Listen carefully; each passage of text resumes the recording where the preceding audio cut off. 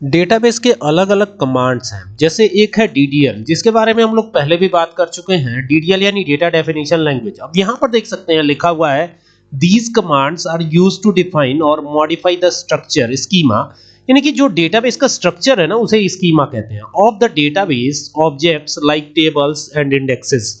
Indexes और tables को पूरा डिफाइन करता है ये कमांड।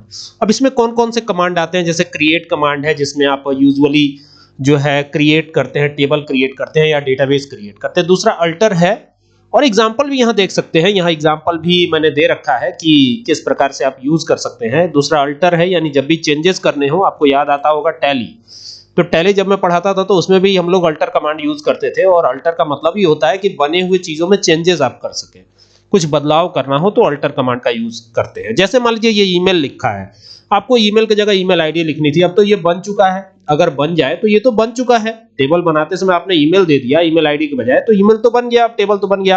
अब उसमें बदलाव करना है तो आप अल्टर कमांड का यूज करके बदलाव भी कर सकते हैं। ड्रॉप यानी हटाना हो, कॉलम को रो को हटाना हो तो आप ड्रॉप का यूज कर सकते हैं। ट्रंकेट, ट्रंकेट मतलब कि रिकॉर्ड्स को डिलीट करने के काम आता है, ठीक है। रीनेम, ऑब्जेक्ट को रीनेम करने के काम आता है। दूसरा कमांड है DML, जिसका नाम है डेटा मैनिपुलेशन लैंग्वेज, ठीक है। और इसमें इंसर्ट आता है, अपडेट आता है, डिलीट आता है। ये तीन कमांड मुख्यतः इसमें आते हैं और डेटा को मैनिपुलेट करने के लिए इसका यूज किया जाता है।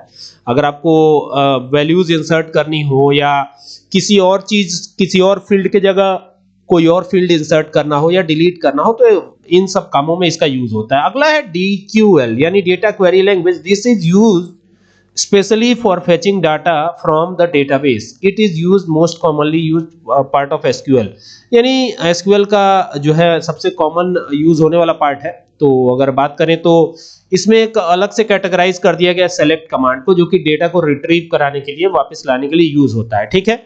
इसके अलावा DCL है, जिसे कहते हैं डेटा कंट्रोल लैंग्वेज, और इसमें एक आता है ग्रांट और रिवोक, दो कमांड्स हैं। और ग्रांट क्या काम करता है, gives the user access privileges to the database, user access देने का काम करता है।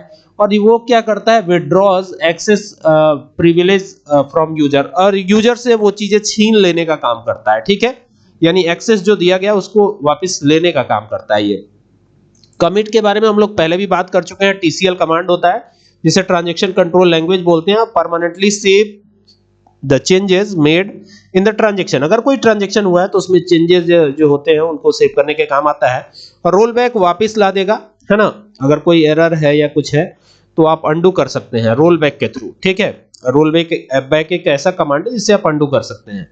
तो यहाँ पे देखिए सेव पॉइंट है, तो ये दिया गया sets a point within a transaction to which you can roll back, ठीक है। तो जिसको रोल बैक करना उसको सेट कर सकते हैं इसके जरिए। तो ये कुछ कमांड्स थे जिनके बारे में मैंने आपको बताया।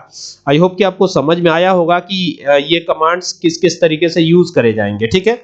इनमें DDL था, DML था, DQL था, DCL था और TCL था। तो ये सारे कमांड्स थे।